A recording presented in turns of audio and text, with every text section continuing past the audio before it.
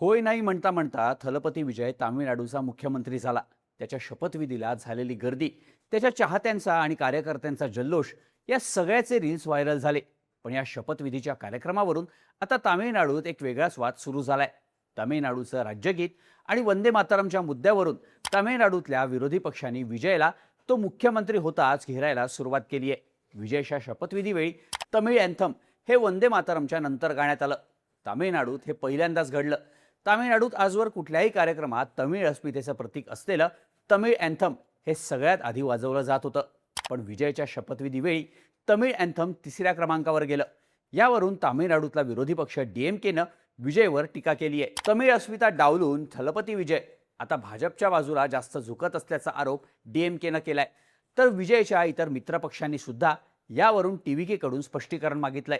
त्यामुळे आधीच 2 वेळा शपथविधी रद्द करायला लागल्यानंतर अखेर रविवारी विजयने मुख्यमंत्रीपदाची शपथ घेतली. पण या शपथविधीवरून नवीन वादाला सुरुवात झाली आहे. हा वाद नेमका आहे काय? विजय आणि त्याच्या टीव्हीके पक्षावर होणारे आरोप काय?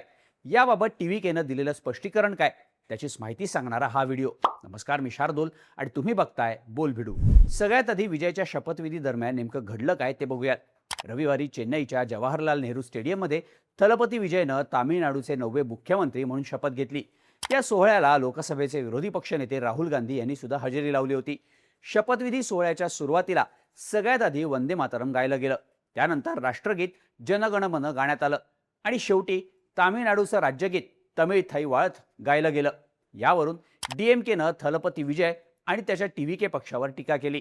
हे तामिळनाडूच्या परंपरेचं उल्लंघन असल्याचं डीएमकेचं म्हणणं आहे. याआधी तामिळनाडूत कोणत्याही सरकारी कार्यक्रमांची सुरुवात ही तमिळ अँथमनं व्हायची. पण विजयच्या शपथविधीवेळी ही परंपरा पाळली गेली नाही. यावरून डीएमकेनं टीका करताना थलपती विजय भाजपच्या जवळ जात असल्याची टीका केली. ही गोष्ट आम्ही लोकांमध्ये घेऊन जाणार आहोत असंही डीएमकेच्या नेत्यांनी सांगितलं.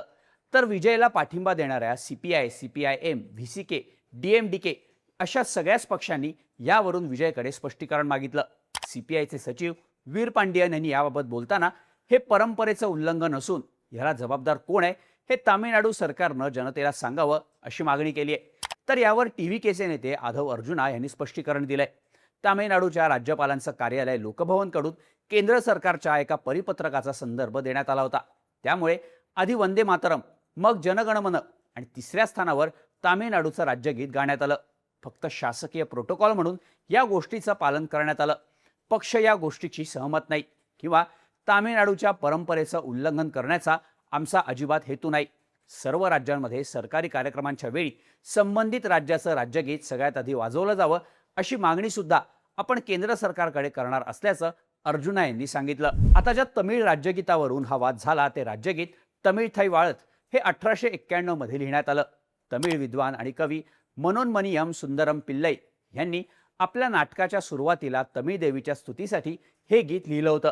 डिसेंबर 2021 मध्ये MK स्टॅलिन यांच्या सरकारनं या गीताला तामिळनाडूच्या राज्यगीताचा दर्जा दिला होता. हे गीत तामिळनाडूची सांस्कृतिक ओळख असल्याचं मानलं जातं. त्यामुळेच तामिळनाडूत सरकारी कार्यक्रमांमध्ये हे गीत सगळ्यात आधी वाजवण्याची जुनी परंपरा आहे. पण थलपती विजयच्या शपथविधीवेळी ही परंपरा का पाळली गेली नाही त्याचं मुख्य कारण म्हणजे केंद्र सरकारचा एक निर्णय. केंद्रीय गृह मंत्रालयाकडून जानेवारी 2026 मध्ये काही मार्गदर्शक तत्व जारी करण्यात आली. यामध्ये सरकारी कार्यक्रमांच्या वेळी गायला जाणाऱ्या गीतांचा क्रम ठरवण्यात आला होता. वंदे मातरम गीताला 150 वर्ष पूर्ण झाल्याच्या निमित्तानं हा आदेश काढण्यात आला होता. जेव्हा राष्ट्रीय गीत म्हणजेच वंदे मातरम आणि राष्ट्रगीत जनगणमन एकाच वेळी गायली जातील तेव्हा सगळ्यात आधी वंदे मातरमची सगळी 6 कडवी गायली जातील, मग राष्ट्रगीत गायलं जाईल असं केंद्रीय गृह मंत्रालयाच्या आदेशात सांगण्यात आलं होतं. त्यानंतर अलीकडेच केंद्र सरकारनं 5 राज्यांच्या निवडणुकांचे निकाल आल्यानंतर झालेल्या आपल्या पहिल्याच कॅबिनेट बैठकीत महत्त्वाचा निर्णय घेतला होता. केंद्र सरकारनं वंदे मातरमला राष्ट्रगीत म्हणजेच जनगणमन सारखाच दर्जा देण्याचं या बैठकीत ठरवलं. या बैठकीत राष्ट्रीय गौरव अपमान निवारण अधिनियमात सुधारणा करण्याच्या प्रस्तावालाही मंजुरी देण्यात आली. वंदे मातरमच्या 150 वर्षपूर्ती निमित्त सरकारनं हा निर्णय घेतला. मंत्रिमंडळाच्या निर्णयानुसार बंकिमचंद्र चटर्जी यांनी रचलेल्या वंदे मातरमवर आता तेच नियम आणि निर्बंध लागू होतील जे सध्या राष्ट्रगीतासाठी लागू आहेत.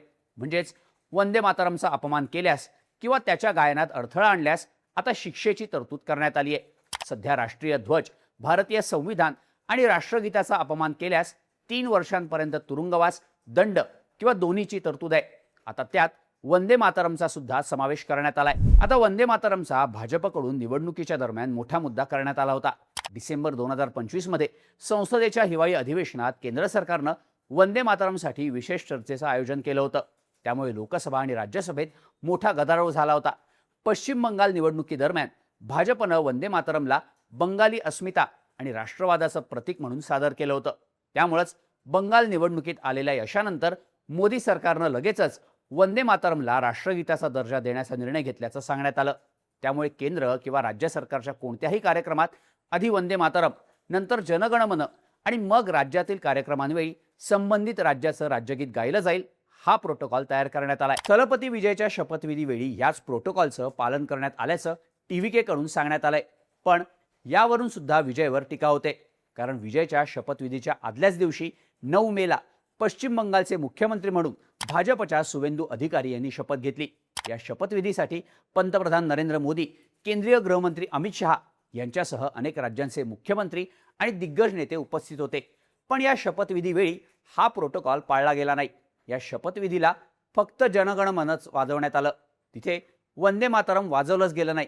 आता जेव्हा वंदे मातरम बाबत केंद्र सरकारनं मार्गदर्शक तत्व काढली गेली तेव्हा त्याला तत्कालीन मुख्यमंत्री ममता बॅनर्जी यांनी विरोध केला होता. वंदे मातरम नंतर जनगण मन वाजवणं हा जनगण मनचे निर्माणकर्ता रवींद्रनाथ टागोर यांचा अपमान असल्याचं ममता बॅनर्जींनी म्हटलं होतं.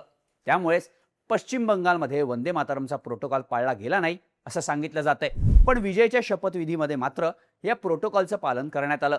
मग जर पश्चिम बंगालमध्ये भाजपचं सरकार असताना स्वतः पंतप्रधान त्या शपथविधीला उपस्थित असताना जर वंदे मातरम गायलं जात नसेल तर विजयच्या शपथविधीला ते गीत का गायलं गेलं, त्याला TVKनं विरोध का नाही केला?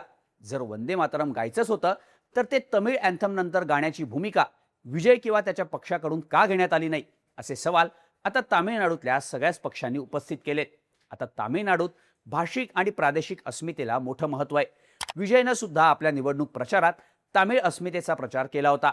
तमिळ भाषा आमची ओळख आहे, ती कोणीही पुसून टाकू शकत नाही असं म्हणत विजयनं केंद्र सरकारच्या त्रिभाषा सूत्राला विरोध केला होता. हिंदी लादण्याला त्यानं जोरदार विरोध केला होता. आता तामिळनाडूत पहिल्यांदाच द्रविडियन हा शब्द नसलेल्या पक्षाचं सरकार आलंय.